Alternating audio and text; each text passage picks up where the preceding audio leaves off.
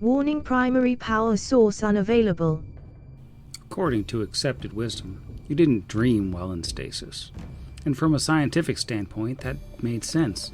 All biological functions were suspended. You didn't breathe, your heart didn't beat, you didn't age or grow or digest or think. Obviously, you didn't dream. But at the same time, Scylla saw things.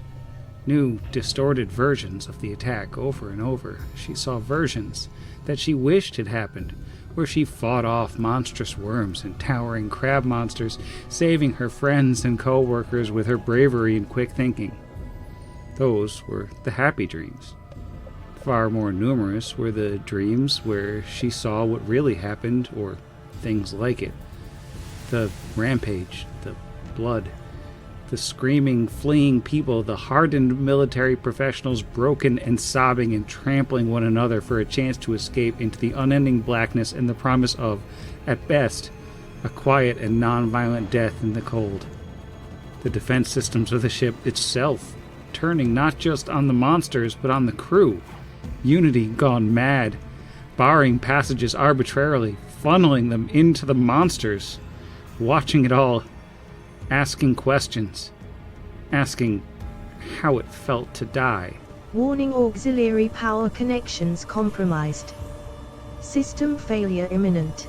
She dreamt of her own fear and her shame. She dreamt she looked back into the face of the person she'd shouldered out of the way so that she could get the stasis pod, and it was a different person every single time she dreamt it for thousands of years. And then she dreamt of new alarms, a computerized voice, a voice like Unity but separate, that interrupted her sleep to say, Stasis failure detected. Life support failure detected. She dreamt that she opened her eyes and took a breath, felt her heart lurch back to life, and for a long moment she did not believe that this was anything but a dream. Evacuate stasis pod immediately. Breathable atmosphere nearing depletion. But Scylla DeSolis was really lying on her back in the stasis pod, staring into the semi-transparent emergency display, and this was real. She was awake and alive, and her pod was horribly damaged, broken beyond repair if the messages were to be believed. Panic set in. The oxygen recycles had failed minutes ago. The pod could only sustain her for literally just a few more seconds. She took a deep breath, held it, while she fumbled with the straps to release herself from the metal coffin-like bed. The catches had to be released manually. All of the power equipment had failed, and her fingers were numb and clumsy. She coughed, cursing her own weakness and the wasted air, and took another breath before popping the strap free. Evacuate stasis pod immediately. The heads-up display failed and went dark, leaving only the transparent pod wall in front of her. Scylla's eyes went wide with disbelief. She saw faces out there. Human faces. They weren't wearing environment suits. They were wearing rags and skins, and they were breathing the air out there on whatever planet this was. What were the chances?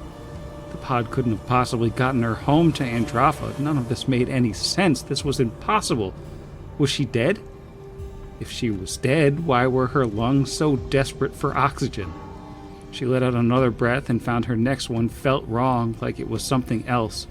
Running out of time, she punched the release button, digital, of course, non-responsive.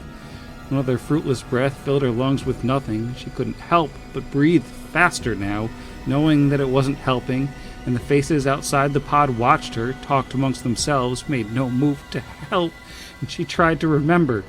There was an emergency release somewhere, a manual release. She must have been trained on where the manual release was, how to operate it. She knew that she'd been trained on it, but her vision swam, and she couldn't keep a thought in her head. She swallowed the poisoned air and gasped and punched the glass wall, her eyes burning with panicked tears. This was part of the nightmare, wasn't it? Just another sick experiment of Unity's, or another method of torture those worms brought with them from the void. She barely noticed the huge man with the pick approaching. So caught up was she in her panic and the pain in her lungs and the growing despair. When the mattock-like blade came crashing through the glass, breaking the vacuum seal, the point stopping inches from her face. Air came rushing in through the hole, and Scylla took a breath. She coughed and tried again as the pick turned and withdrew, widening the hole, the huge man in animal skin staring down at her without affection or malice. He raised the weapon again and brought it down, haft first this time, into the already broken glass. Scylla couldn't help but scream. This is Pot Against the Machine.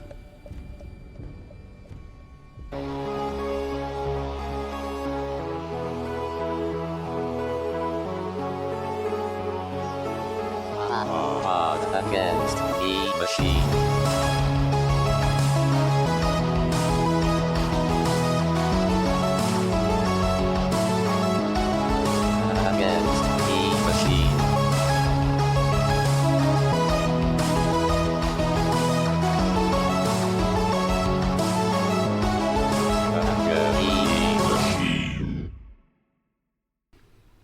Welcome back to Pot Against the Machine, the only Pathfinder actual play that's walking in a straight line no matter how many giant chickens stand in our way.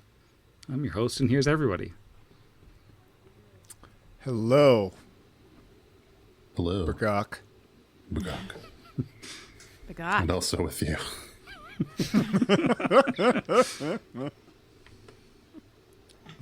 Last week on the program was pretty much fight night, I think. We had a series of one-on-one non-lethal exhibition bouts at the Tarnished Tooth as were requested. The first one was Tarazi versus a chain-wielding roguelike person. Tarazi absolutely demolished her. I believe it was 2 rounds, not even like the full attack of the second round. I think it was just like 1 attack into the second round and she was done. And at the very end of those 12 seconds, the Shade and her retinue did kind of creep in, which caused other people to start exiting the place. And the party noted that Karis looked a little bit put off by the presence of the Shade. Then Kira had her fight against an android monk, and it went similarly very well for our hero as Kira grew to giant size and got punched a couple times, and that totally did not matter. That brought us to the main event, with the bar now much more empty, but the Shade and her retinue of champions got a close-up look at Buhrad versus Lightning McFace. As they had their rematch with magic allowed and weapons allowed, they went toe-to-toe for like 24 entire seconds. With finally, at the very end, Buhrad dropped the giant, still giant because the fights happened in such rapid succession, Lightning McFace, knocked her unconscious, and he stands in the ring victorious, which is where we are now. Ouch. Brixby would love to cheer your victory, but is instead hiding behind a post ever since Sam said that the Shade took a long look at him. That's probably fine. I wouldn't worry about it. That's what I call playing it cool. Yep, just putting my face against the wall, enjoying the ambiance of pugilism. So Eshki climbs under the rope and into the ring, checks Kira just to make sure she is not dead real quick, 'cause we got rules, and then walks over to Brad and will grab his arm and raise it into the air and say, "There you have it, folks. Revenge for last night and an epic battle between 2 titans. Your winner and I guess we'll call him current champion. Why not, right? Buhrad the Dice Man." Yeah. There would be more Kira doesn't cheering. actually make any noises because she's unconscious. Or, according to my character sheet, dying. While Tarazi is getting his arm raised, the Shade just, quietly walks over to Kira's corner and casts a spell. Oh no. Oh, yeah. Dang. And Kira gets 9 hit points back. Oh, 9? Yeah. Hey. Just a little healy do. Little guy. The divine spell casting scares me even more. I'm like, what are you? I mean, I guess she could also be like a bard or something. Doesn't really have the musical vibe. She hides her guitar. Scald. I mean, she also healed 9 damage, so whatever it is, it's like a 1 level dip into it. Okay, I'm conscious again. So Kira, lightening her face, sits up and scrubs their feathers. Just like, "Ugh, dang it. Well done, Broad." We'll stand up. And then I think realize that the shade is standing over her and be like, Sorry, am I in your way again? The shade doesn't say anything. She just gives that weird, glowing-eyed stare, like from super close to you now. Obviously, you're a lot bigger than she is, but still. It's still unsettling. Yeah, Kira's appropriately unsettled. You're kind of weird. She cocks her head to the side. And then I guess go leave. Gonna go talk to Broad. Yeah, if nobody stops us from leaving the ring, Broad would step out and probably go and order a mail for his chicken friend. Yeah, the shade and her retinue are kind of have circled up on the entrance side of things, and they seem to just be watching. Don't love this. I am worried. I was gonna say, like, oh, perfect. Alwyn is sitting at the seat right next to where Broad just pulled up. He could, like, reach over and touch him and do something. But I don't want them to see me casting spells. No. So, Nope. yeah. Nope. So, as bad as that is, I am not going to heal either of them, unfortunately, at least at the moment. Sorry. I'm sorry. This is inconvenient and probably fine. I'm unraging now. That 9 HP gave me back 9. So I still have more. So wait, do I drop unconscious if I drop from rage? Oh no. You might drop unconscious again. You might just. Kira's gonna have her mail and then pass out. Just eat angry. No lightweight. Gotta save up those rounds of blood rage. You don't know what's gonna happen. I presume it's been long enough that by now, well after the second fight, that Kira's enlarged person wears off and she returns to normal size as she passes out next to the bar. Broad will just shake his head at the chicken. She can't handle her mail, I guess. It was too much for her after the fight. He says to Trusk. Certainly not the person next to him. Truss kind of nods nervously and he goes like, "Oh yeah, you see it all the time, you know.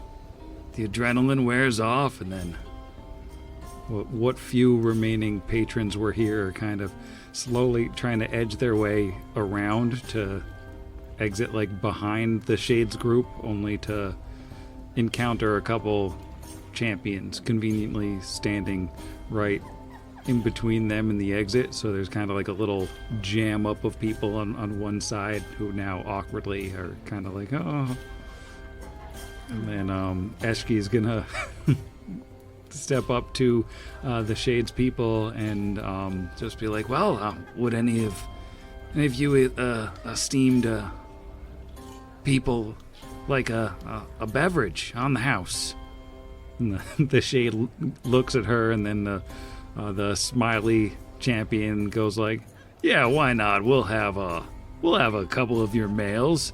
And then the Shade looks at him and he goes, maybe actually cancel those. We'll have a couple waters all around. The Tarnished Tooth has a soda stream, so at least it's bubbly water. Yeah. Yeah, I got my nothing soda right here, right now. Generic nothing soda. That's what we call seltzer water in this house. Well, they have probably special little. They have like Alka-Seltzers. They drop in your water and then it bubbles it up for you. That's nice. Helps your tummy. Or make you an egg cream or something. Egg cream. Actually, in Numeria, the tap water just does that. Oh God. and it's very dangerous. I thought the Alkenseltzers were imported from Alkenstar. Alkenseltzer? Alkenstar. So, I mean, we want to talk to them, but they're being all spooky. I was gonna say, if someone could just drag Kira's body out, we can go. But no, let's not go. This is sort of what we came for to a degree.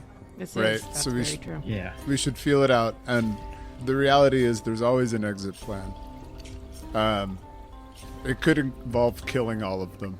It could involve disappearing via magical means. It could involve diplomancing our way through, or maybe even embedding one or both of you in a retinue. But that feels implausible right now. We'll see. Spooky. She looks like a potato with little lights on it. Potatoes can be spooky. Not potato. That potato is spooky. That Loved. potato bullies my cat. No. Yeah. Sorry. Sorry, not the potato in the game. I'm taking all my frustrations out on the real potato, and it's not fair. We have a history of spooky potatoes on this podcast, actually. It's true. Decisive tuber. Is in the game Potato here? Have we been leaving him at or is Potato him or her? I don't remember. Potatoes are her. But have we been leaving them at Mockery's place, or is there just a mummified Kira cat been following us around this whole time? Yeah, that's right. We never got a hat for the cat, so I think it's just wearing a little stocking over its face. No, that's too dangerous. A little they cat leave mask. Just makes it look like a cat. Although I do love the idea of them wearing a I was imagining like a balaclava, like it was gonna rob a bank or something. Yeah. little ski mask. Yeah, absolutely. Zapatista cat. Yeah, we'll say the cat's back at the other place because it has Kira's face. Yeah. Unless its face changes to match Kira's chicken face, which I guess might also be suspicious. Never mind. I think you'd have to kill it and then close the box to do that, but theoretically you could do that. Yeah, Kira's been murdering her cat every night. Imagine how much more suspicious that must be for town, though, that every day there's a different person walking around with a different cat following them with their face on it. You know, it's weird. It only happened twice, but that's a lot of time, is however that saying goes. Yeah. Except it's happened 6 times. And it'd be weird if it happened once. Yeah. So does she seem to, I don't know if Alan Brixby should pretend to leave or something, to give them space to talk to Broad. I think you should act like a normal patron, which is why Brixby kind of started queuing over here. Yeah, it seems like most of the normal patrons have been freaked out and have been slowly kind of getting away. So I think Alwyn is just going to kind of look over at them and just kind of nervously scooch himself away to kind of where all of these other patrons are kind of cowering far away from them, because that seems to be what everybody else is doing, so it shouldn't look too weird. Did you actually cut through the ring, or did Alan? Oh no, that was just the long quickest way I could get my token over there. I assume I went around the back here. Just making sure, because that would have been really attention drawing. But No. Why don't you roll a perception check? Oh, might actually not be terrible even with my horrible perception. +1 yet, or am I still at a dead 0? I'm still at a dead 0, so that it is just a 17. The Shade was totally watching Alwyn for at least part of that journey. It's hard to track her eyes because they're just glowing yellow. Well, and I figure he was the last person to get up and move away, so that would probably be interesting to them. But hopefully, she's just watching him as oh, this guy's less scared of us than the rest way, and not this guy's suspicious way. In fact, can I make if I notice that she's looking at me, can I make a sense motive roll to see kind of is she looking at me suspiciously or just angry that I didn't leave sooner? Yeah, sure. That is a much lower roll. That is only a 7 on the die. for a 14, I think. Yeah, 14. It's hard to tell. She's a tough one to read since she does look like a potato. Inscrutable potato. While the inscrutable shade-grown potato is watching Alwyn / just kind of creepily hanging out in the bar, something on her person does like a mechanical kind of boop sound, which she doesn't visibly react to. Is there knowledge boop? Could I see it from the bar? Yeah. Right. You could hear the boop. I would say you could do a knowledge engineering. It's going to be hard with just a boop. Yo, I love a hard boop. Let's go. Okay, that's a 37. I cannot roll higher than that. I have to search my technology guide so I don't make things up. It's a pager. I'm trying to think about like Tamagotchi could be. The Shade seems like someone that would torture their Tamagotchi. I won't deny that. I think it's hard to tell. I mean, she definitely has some kind of technological item on her person. Whatever it is kind of hidden in her rather voluminous clothes. But I don't think you're really able to narrow it down too much from just a little sound. It's fair. I think Jeff had an equally excellent line of inquiry, considering. Didn't you ask, couldn't I see something from the bar or whatever? Like an actual, like... Yeah, I was asking if I could see it so that I could make a knowledge engineering roll, but my bonus is 10 lower than I was yours. just wondering if you could see anything. Oh, whatever it is kept internal to clothing enough that you can't see it. So it's not something very big. She's not a very big person, but she's wearing fairly big clothes. As was the style at the time. You know how these magic types are. Mm-hmm. Kira snores quietly. What's going on with the people that are queuing around with Alwyn? Like, are they all just... Is anyone... There is not a brave soul among them to try to shoulder forward, or have they been rebuked? I think it looks mostly like they're kind of waiting. They're each waiting for somebody else to make a move to try to go by these guys who are unambiguously standing in the path, like hands on weapons. But, not actually attacking anybody. They just look menacing. And we heard when we were gathering intelligence earlier that she has in the past, just randomly murdered other people here to watch the show because they bothered her. So I'm assuming that's why everybody's kind of cowering in the corner. No, fair. Supposedly, she took somebody's head clear off with a whip. Mm-hmm. You're having a good authority. Yeah. I think Broad would not really pay any mind to the Shade and her retinue, but approach Eshki and just kind of ask, so is there anyone who's more of a challenge I could face off against another night? She looks at the sleeping chicken on the ground and says, well, I'm not sure we have anybody in our stable who's going to provide more of a challenge than old Lightning McFace here. I'm mostly retired. So otherwise, I'd knock you out myself, but I don't want to embarrass you. Let you have a little bit of a run as a champion. Fair. I'm sure you could wipe the floor with me.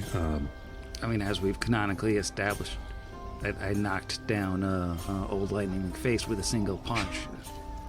That is technically correct. So I guess I just come back every night to defend my title. If you want. While you're talking to her, the Shade creeps up between you and the unconscious Kira, and she's just still quiet, but watching old Barad there. Eshki says, I don't know if I'm going to be able to find somebody who's willing to fight you every night. I mean, like, we got to have something of an undercard. And she looks over at some of the other champions around and says, I mean, maybe if the Lady Shade would be willing to lend us some of her employees, maybe old Voldus. Voldus, you used to be quite the showmaker in the ring. And the smiling guy kind of looks down, averts his eyes, and the Shade, who seems to almost completely ignore Eshki, is looking at Tarazi completely now, and she says, "What do you want?" I think Berhad ponders that for a moment. We can leave the 6.5 minutes of silence in.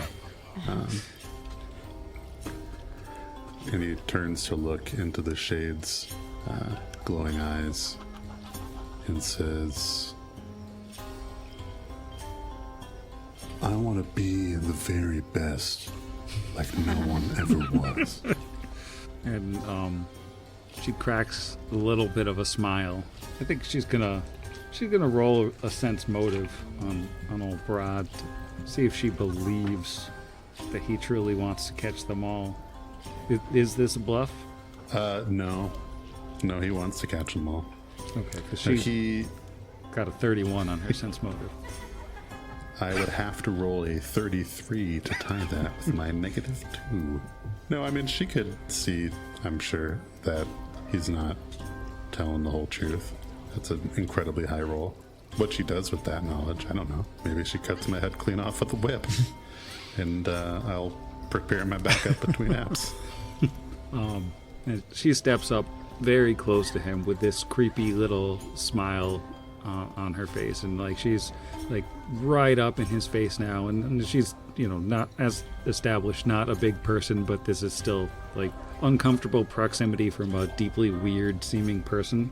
And she, after a long uncomfortable pause, I wonder, would you like to come with me? You make an intriguing offer. I wonder what that all entails. Protection for you? What would you have me do in your service? And old Voldus steps down to kind of get a clearer line of sight, stepping over the unconscious Kira, and says, you would do whatever the Lady Shade requires of you. It is a extremely, I've completely blanked on the word, high esteem position.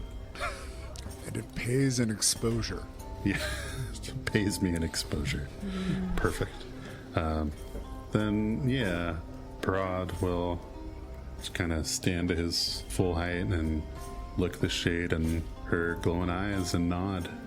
And the thing under her cloak boops again, and she kind of punches something that's on her hip, and then says, Good. Follow me. Bring this one as well. And she gestures to Kira's unconscious body and kind of looks like she's expecting Brad and Voldus to pick her up. Yeah, Brad will help. Can we roll anything on them eyes? Yeah, sure. What do you want to roll? I mean, so if it was like of a magical source, could I roll a spellcraft against it to see if it's like a spell, and then like, given that it's the Technic League, also try some sort of engineering, perhaps? Because I'm really curious the extent, if they're just like, party contacts, or if she is under the effects of true seeing at all times, which is what I think is going on, and I would be really bummed. I would say a spellcraft might be appropriate. No. Would Alwyn be able to roll that? Did he get a good look at her eyes before he moved over to where he is now? Yeah, I think so. I mean, she was right by you when you were by the bar, even if you're too far now. I got 4 lower than Zach did. 14 for a 39. And 12 for a 35. Magical. I think both of you, being the magical experts that you are, best guess, this appears to be some kind of permanent form of like arcane sight.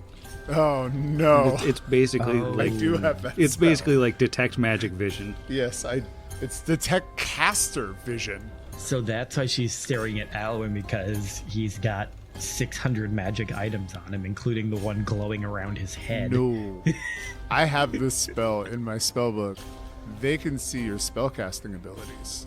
They can determine if you can cast spells. You know, the location and power of all magical auras within your sight. Ooh. Concentrate on a specific creature. You can determine whether it has any spellcasting or spell-like abilities, whether these are arcane or divine, and the strength of them. Oh, so she knows how strong our magic is too. Yeah. Awesome. Yup. She might. Yeah. Assuming she took the time to concentrate on either of us. Seems like she was concentrating pee hard. Which she probably would if she walked in and we're both glowing like freaking suns compared to everybody else in here. Wait a minute. Is Broad tri-classed? Oh, that's weird. That one random dude at the bar is a level 14 wizard and sorcerer somehow. These builds don't make any sense. These people wouldn't be a threat to the technically, clearly. Their classes are all over the place. And that's it. That's the end of the adventure. They just decide that we are not a threat Yeah. because we aren't. And you're free to operate, except that, of course, the Shade is currently having Tarazi help her abscond with an unconscious Kira.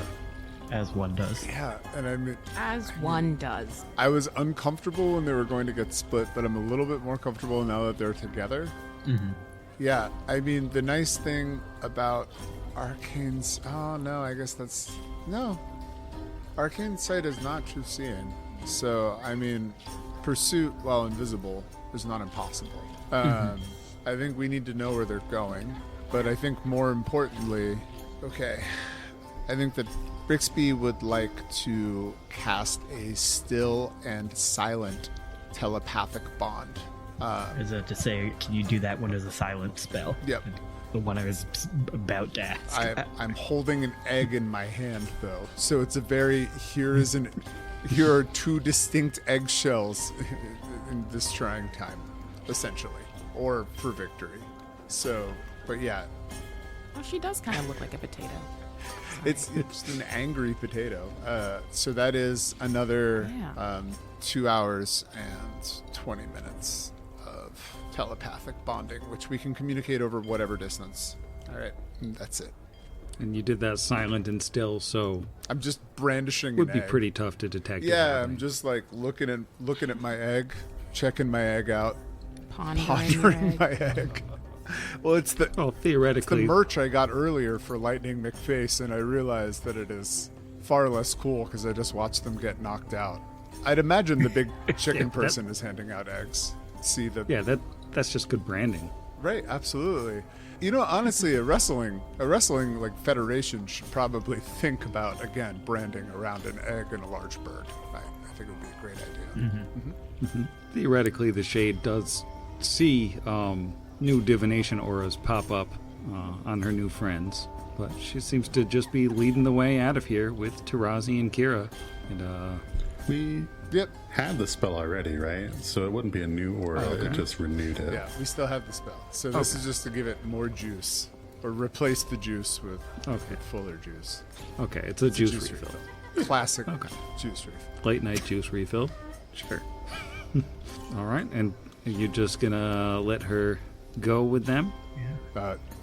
I mean, Yep. Kira can't really weigh in on this one, but I'm sure we'd be communicating. Tarazi, we're going to be following behind you, and if things get horrifically bad, just get to Kira, and we'll figure out a way to get you both out, no matter where you are.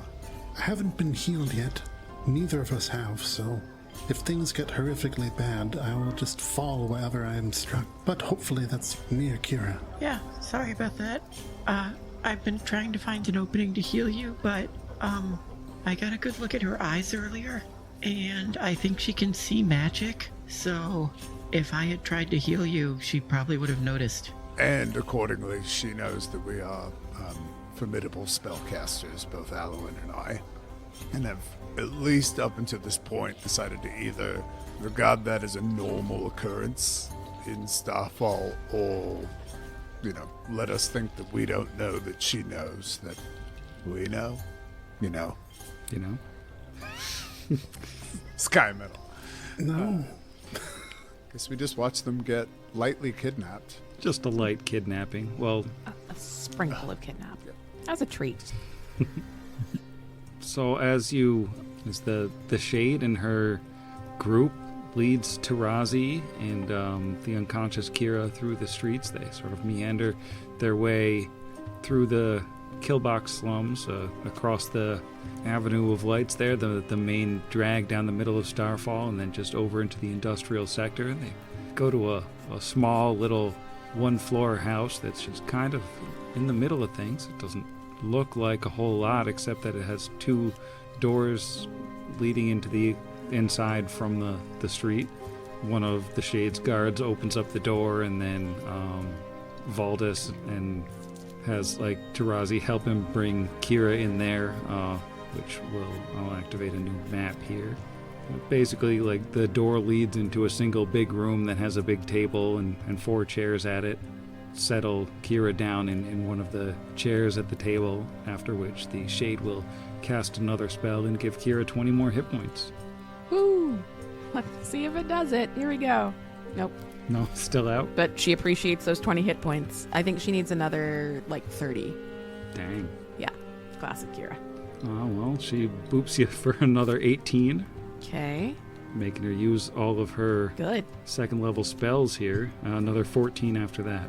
14. Back up. Wait, are you just pretending to be KO'd until you're fully healed? Yes, fantastic. I love it. Whoa. No, I'm sorry.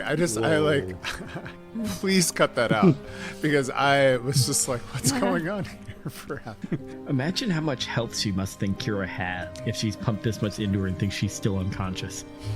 Kira's up. Kira will wake up at +6 hit points. What? Oh. Seconds after Kira wakes up, there's another boop coming from the Shade's cloaks, and she'll just quickly excuse herself and step out of the room for a moment, looking kind of annoyed, which leaves the conscious Kira and the conscious Tarazi both still in disguises, with just Voldis the champion. Hey. I mean, hey.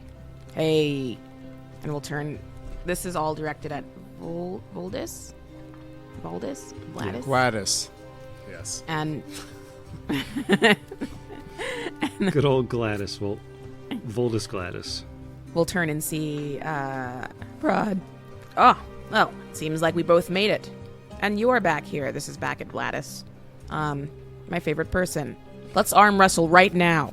Voldis says, sure, now that we're going to be working together, I suppose we can arm wrestle if you'd like. And Lightning and Face pauses for a second at working together and, shoots Rod a glance, but is far too captivated by the idea of winning this arm wrestle. So let's just do a quick strength check. 21. And I gotta find his stat block. I must have closed the tab at some point. Oh, I thought you were going to say you got a 5. Gosh, I hope this bit is worth it. Yeah. We're leaving all of this dead air. Jeff says no. And when Jeff says it, that means it's true. Kira absolutely slams Voldis' hand down. Yeah. Snaps his alarm off. And he dies. Don't make me move anymore. Okay, and then she'll sit back. So what all goes into working for your boss, aside from being mean? It's not a complicated job. You do what she says when she says to do it, and you pull down a nice paycheck. That's about it. It's a prestigious position, though. You should count yourselves among the honored few. Mm-hmm. And what kind of stuff does she ask you to do? He gives a little bit of smile. I think you can probably make an educated guess on that one. Punch. You're professional muscle now. Oh, okay. So yes, punch. Yes, punch. You shake things, knock over things, look menacing. Can I try to intimidate him? Sure, if you want. I would love to. Maybe we can also get some extra information, but mostly I don't like him. Ooh, that's not great. That's a 6 on the die for a 90. 30. For a 30, you said? A 30. A dirty 30. Yeah, I think that's still gonna intimidate him. Good. Good. And you don't do anything else, just go around and rough things up, push people over, be annoying. You do whatever the lady asks you to do. What if I don't want to do what the lady asks me to do? You do it anyways. Do you know anyone who refused her? Let's just say if I did, I wouldn't know them anymore. If you catch my drift. I catch it. And after this awkward kind of second there, the shade comes back in and makes her creepy way into the room, looking as creepy as usual, and looks at the now conscious Lightning McFace, and she says, "What do you want?" Wow. Oh, geez. What a question. Am I right? I want, I would love to open my own restaurant. A chicken place. No, it's not weird. That sounds a little bit weird. No, the bigger chickens have always cooked the smaller not weird. chickens. That's how it goes. That's the way That's it what has been. nature That's nature's intended. order. Yes. This sounds like a bluff to me, if you want to roll. Sure, yeah. I don't think that's going to do it. That is that's a 16, which I assume is not good. And the shade is like standing over her chair and leaning over the table, and she says, "I don't understand either of you. Why do you lie to me?" Well, according to your friend here, you can get a little testy when you don't have things exactly your way. And I don't like that. And you think that lying is the way to protect yourself? Ideally, I would have lied better, I'll give you that. And why is it that you hide behind illusions? Sorry, what? You are concealing your true identity. I can see the illusions all over you. Both of you. Oh, yeah. I didn't know how well the fighting was gonna go, and I didn't want to embarrass myself if it went poorly, so figured it would be easier to blend in. What good fighting match do you know? Yeah, I don't know why I tried bluffing. That's stupid. She's gonna see through it. I'm not gonna roll. She could roll a natural 1, and I would have to roll a natural 20. I think that she would actually still win, based on what you said moments ago. My -2? Yeah. Moments ago. It's close, but I think mathematically you might not be physically capable of lying to this woman. Okay. And she kind of folds her hands and she says, "This is highly unorthodox. I have 2 outsiders hiding their identities from me, lying to me." And she looks at Vlados and she says, "What would you do with 2 powerful outsiders who seem to wish to conceal their identities and seem to wish to pull something over on us?" And Vlados says, "Well, I don't know. That's an interesting question. I suppose in your position, I might tie them up, force them to tell the truth." And the Shade says, "That's an interesting idea." Brahad will remove his sweatband of disguise. I stand out quite a bit, as you can see. Here, this is what I look like. And she smiles and says, "That's better. I'm happy you saw reason." And she looks at Lightning McFace. Myself, I recently had an accident with some Numerian fluids, and I'm ashamed of my old face. Oh, did she remove the hat of disguise? No, she just explained that that's true. That's not a bluff. And she says, "Interesting. I didn't take you for a substance addict. Usually, someone who fights as well as you do would have better sense. All the same, if you could, remove the illusion and allow me to see your real face." Kira looks at Tarazi and then looks back like, fine, and will remove her tiara of disguise. And once again, she does like the little perfunctory smile, perhaps like a little bit hesitant this time. And she says, now that I understand the 2 of you, what is it that you want?" TBH, I just want to get to know you better. No, let me not. I don't think that we could be very good friends. I think you're a bully and I don't like bullies. But I do want to learn more about you. Okay? She says, "Well, I am an open book. I am what you see, and only that. Are you gonna make us hurt people? Jeff says yes. Does that upset you? Not as much as it used to. You are willing to hurt people if I deem it necessary? I think it's going to depend on the people. I think that you'll find there are very few people around who could not do with some small amount of hurt. Well, I guess we'll have to see. What are your real names? I'm... My name is Kira. Hello, Kira. And you? My name is Tarazi. It is a pleasure to meet you, Tarazi. Why have the two of you come to Starfall? We think we can help people by being here. How do you intend to help people exactly? Bravely. I have tolerated a great number of equivocations. My patience is not infinite, Kira. I'll be honest. I won't equivocate. Maybe it's a small chance, but as one who appreciates technology, the possibility of seeing the inside of the Silver Mount was compelling reason enough for me to come to Starfall. And that is not a bluff. With that, she smiles. It seems somewhat genuine this time, and she says, The Silver Mount is truly a wondrous place, but you may work here your entire life and never have the chance.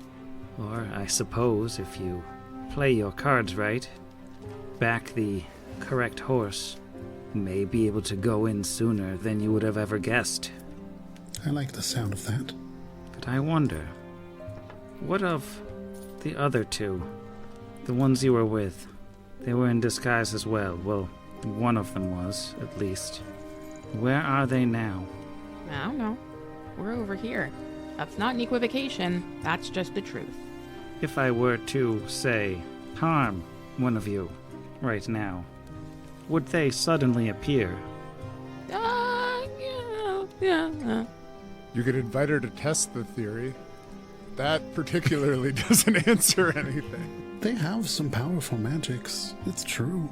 But I don't know where they are. And I don't know that they know where we are. Numeria is a dangerous place. We found ourselves traveling together, so they came to watch us fight. That's not unusual in and of itself. And the two of you travel with two talented spellcasters out of mere need for mutual protection? I am terrible at healing. I only recently learned how to do a small amount myself, and I'm better at taking hits, truthfully, than giving them out. I think it was fortunate that I was victorious in our fight with Kira here, but the four of us together? Why, a much better chance traveling this country than just Kira and myself. Also, I spend a lot of time unconscious, and it's very helpful to have other friends who can do things about that. I think at this answer, she steps up onto the table, so she's just standing up on the surface, still a ways away from both of you, because it's a very large table. It's a good-sized table. But she says, once again, you have answered my question without answering it. It's the entirety of your relationship with those two spellcasters one of convenience and mutual protection? Is there no personal relationship? Could you walk away from the two of them today and never see them again without issue? Well, one of them has a letter to my mom. Yes, the young, at heart at least, do form friendships rather quickly, but... And Tarazi shrugs, and he telepathically says, "You guys are awesome." Says out loud, "I haven't known them particularly long. If I never see them again, I'd be disappointed for a short time, and I'd move on." And if you had to kill them to serve some purpose greater than yourself, would you do it? No. It would be... He looks to Kira and kind of thinks for a moment on how best to answer I think it would be hard to kill one of them, because you know how wizards are, they can just teleport away. But the other, I think he's squishy enough. And she looks at Kira and she says, I don't believe I can use you. You're free to go. And Kira goes from, like, sort of lackadaisical to, like, very instantly. I mean, this person would probably know its concern. Wait, did I answer the questions wrong? I can try again. You've answered well enough for yourself, and I know that I will not be requiring your services. Well, what if I volunteer? I'm afraid you'll need to find another cause to volunteer for. Kira looks at Tarazi and then back at her. Voldus is just approaching while she's talking. Okay.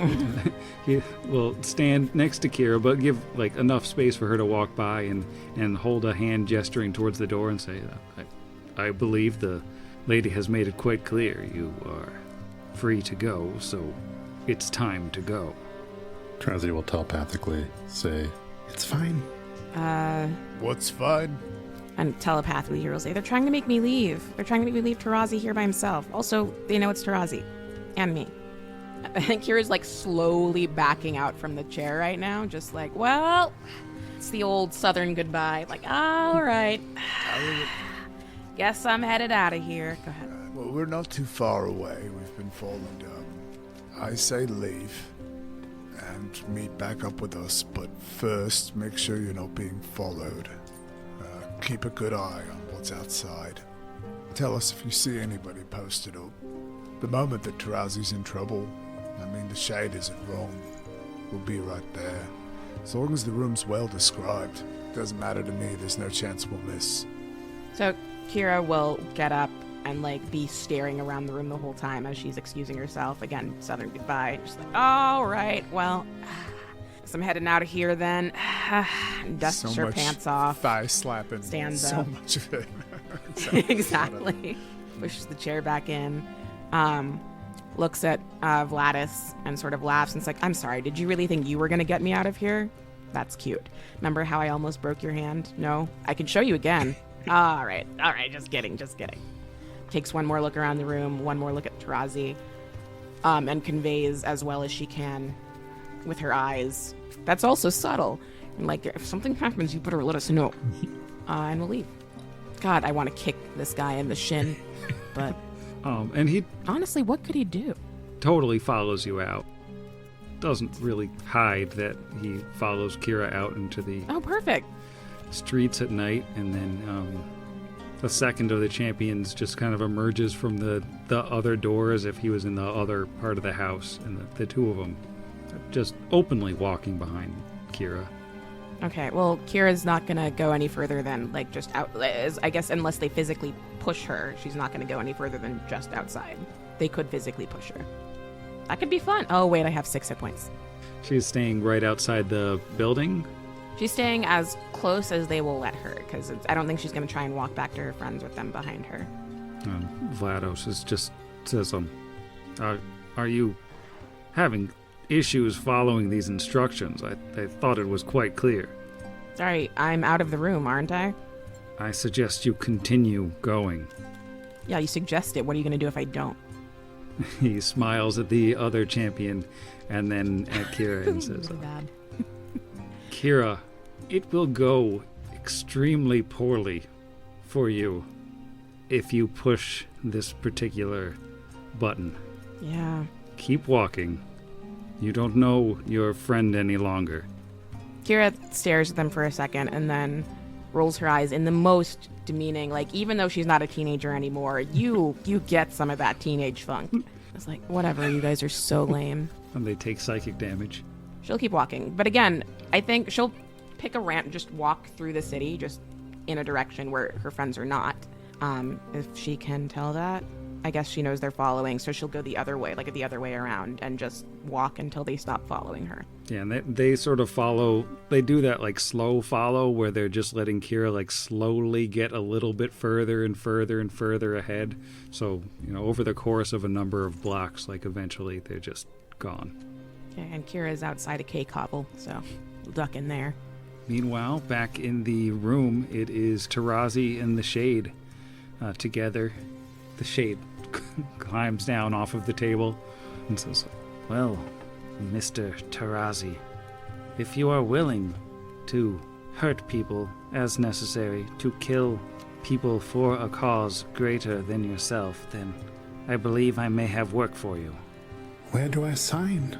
Starlight. And she's like, "Oh man, it would have been cool if I had like a paper to sign in blood or something, but it's more of a handshake thing." We'll extend a hand. And she'll extend a weird bony hand to shake Tarazi's. So we have the beginning of a beautiful friendship, and Tarazi has betrayed and abandoned the party. Jeff's plan all along. The heel turn.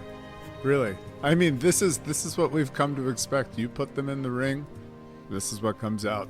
Yes, somebody's got to be the bad guy. Right. Mm-hmm. And speaking of, the bad guy and saying goodnight to the bad guy, I'm going to bed. Night, bad guy. Jeff. Good night, bad guy. Good night, Gladys. Good night, Sam. Good night, the rest of the party. Bye, Tarazi. No. we're coming for you. We'll get him back.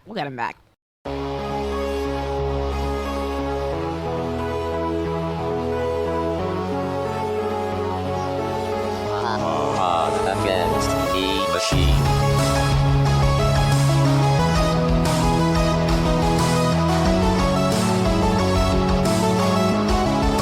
Against the machine.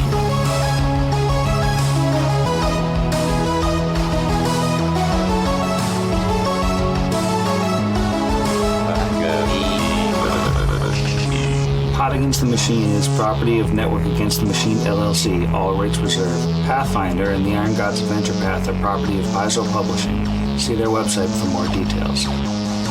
Theme Against the Machine was written and performed by our own Zach. See the show notes for additional music and sound licensing. If you enjoyed the show, we encourage you to leave us a review.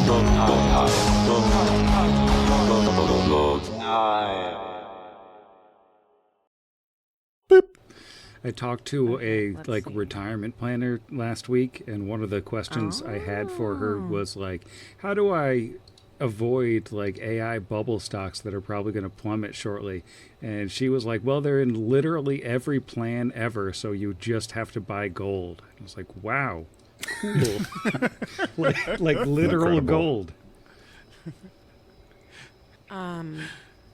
Okay. I've got the Foundry open. I can see all of you people. I'm recording. That's all the things. Oh, I'm you're just allowed. trying to Character imagine, on the spectrum of libertarian to prospector, what was her opinion on, her vibe on gold, her enthusiasm on gold? I think that her enthusiasm level was mostly directed towards thinking that I was foolish for not wanting NVIDIA stock. Oh, could you? Man. I love that. I'm talking to a retirement planner so I can, you can guess what's it going to be like in 30 years. People will totally still be buying NVIDIA stock because of AI. Definitely. I'm sure that's not immediately going to crater in a year and a half when they finally realize you can't do anything with it. Gold is probably wise because the American dollar is not going to be where you want your money. Nope. Or Labubu's. I really just had to. Bringing it back Izzy around. didn't bring it up again, so I just, I'm sure that some people call them the physical NFTs, but not me. That is what my nest egg is made out of right now. That Just token is very fungible. Pile them on top of the Beanie Babies.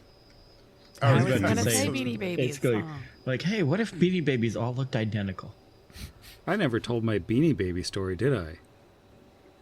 No. You have a Beanie Baby story? Oh, I got a We've Beanie got Baby time. story. A super quick version. Years back, I cashed in my retirement, which is partially why I'm never going to retire again, or never ever going to retire. Period. And my wife and a friend of mine, we pooled our money and we bought a chunk of land that had a collapsed house on it, just out in the middle of nowhere.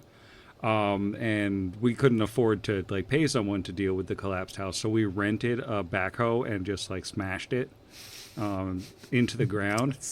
And So fun. and yeah, my friend was driving the heavy equipment because he'd actually done it before, and he hooks the front of the house and pulls it off, and Beanie Babies start pouring out by the dozens. We found like 160 Beanie Babies Pouring out of the house? in pristine condition. That's ridiculous. Literally, the roof had caved in and was in the basement. Like, you could go down the basement, like, outdoor access and see the roof. And everything was moldy, but these Beanie Babies were immaculate. So you're saying that the plot of land paid for itself, Oh, yeah. right? Those Beanie Babies were That's worth so ridiculous. much nothing. I'm just imagining haunted someone like, Beanie Babies. yeah, walking out to the forest to store their Beanie Babies. Like, you'll be safe here. Well, 2 old ladies lived in the house. That was probably their like plan. And I mean, Okay. they both passed without ever cashing in on the Beanie Babies, and then like it got taken back for taxes, and But nobody how had it for did years. those manage to be in mint condition while everything else was destroyed? They must have had some Is it kind of magic? storage system for the Beanie Babies protecting them. Yeah. Protect Check your the investment. Beanie They Babies. circle of salt around them or something. Yeah, Oh, it's man. the fairy circle. That's the whole thing. That was a good story. That was worth it. Yes. That was fantastic. That is a Patreon exclusive Was e- story. Boop. Gold bar forms. Gold bar forms. Now recording. WCW's Bill Goldforms.